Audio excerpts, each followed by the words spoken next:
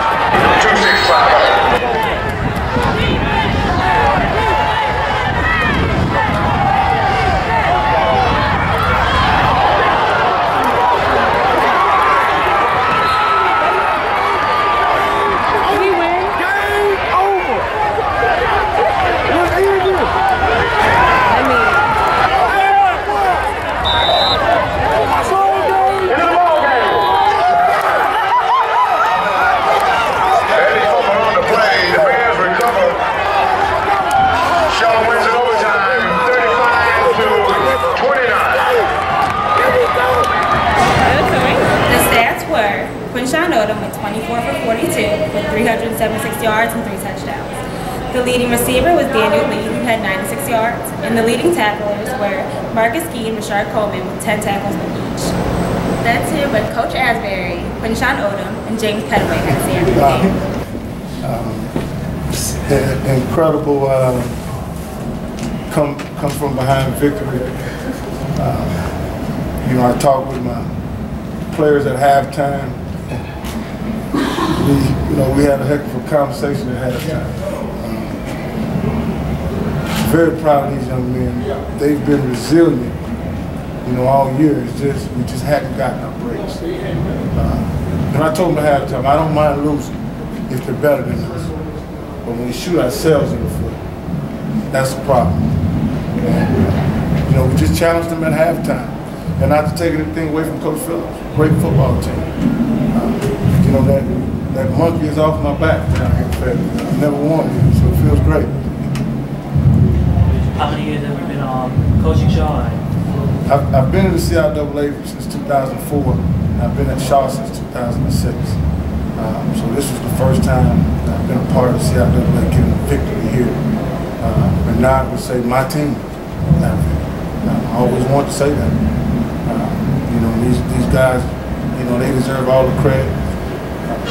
And then my chairman was on the sideline talking, I think about 10 minutes to go in the game.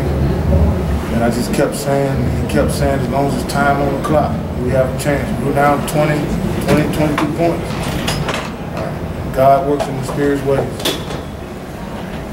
Definitely does. I want to talk about the overtime connection between Odom and that way. Like the entire second half, it seemed like, well, the entire game really, you were just airing it out in defense to Fayetteville State's rushing attack. So,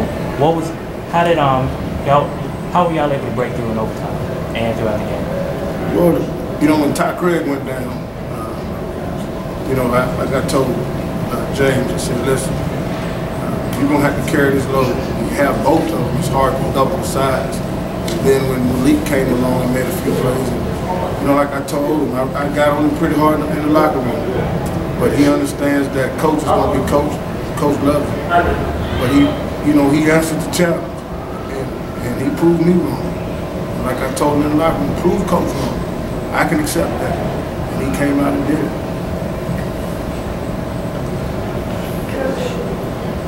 What happens in the first half that we can't do what we do in the end of the third and the fourth quarter? Why are we getting off to slow starts or? Well, if we don't turn the ball over in the first half, it's not even a ball game. They know it. It's not even a ball game. You know, we just haven't been getting the right breaks. This is a young football team. I'm not the one to have excuses. But, you know, you're talking about graduating 25 football players last year. Bringing in 41 new kids that still hadn't gelled together. So, you know, we're finally coming down the stretch where we're gelling now. And defensively, we banged up. I mean, you have to look at it. We have 9 by 8 starters down right now. So, it's a challenge. Coach, your offensive line play, in particular in the second half, a lot of pressure on Quishon in the first half. The second half, line seemed to pick up everything. He had a ton of time to throw. Was that really the big difference in this ballgame? I think it was. Coach Gray, we brought him on August 7th, right before training camp. I lost my offensive line coach. I lost my quarterback and receiver coach. So you're talking about a whole turnaround. Coach Gray played for Coach McGeorge and I.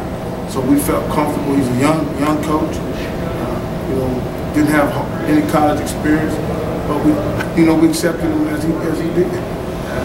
You know, he got on those guys in the locker room, and I told him, I said, Coach, I need your best second half performance, and he did a good job. And the coaches up top did a great job. I'll direct the same kind of question to your quarterback. It had to be night and day out there for you, first half versus second half with the pressure. How much did that enable you guys to move down the field to make that comeback when you had that kind of time? Once we get we all on the same page, get our calls down, and our backs step up, get their blocks, just get in the comfort zone. And I just feel like I trust them up front. I stopped looking at the rush. It's easy to make my reads. My receivers did a good job working for me, getting open. It's all on me. I just got to make throws. James, what was the message before overtime? Some bad people.